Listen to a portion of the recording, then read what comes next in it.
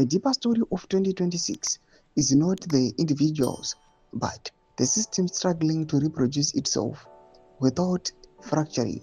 ZANU-PF is attempting to manage succession without opening space for reform or generational renewal. Tsarabina mashoko kubuda panguva yedu achiekusuzwa the news hawks aiwa pamusoro pezvekuzama kuitwa the ruling party ZANU-PF in this current year 2026 kuti ikwanise consolidate power towards vision 2030. Subscribe or like on the bell icon. The security sector will remain the ultimate arbiter, but not in the crude sense often assumed.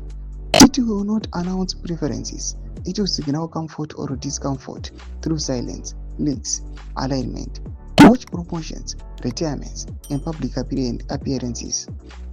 These are the real indicators of direction.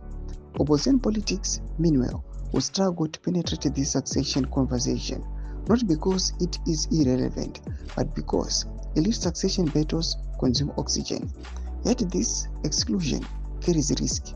A succession resolved entirely within ZANU-PF risk producing a leader with shallow national legitimacy at a time of deep economic strain.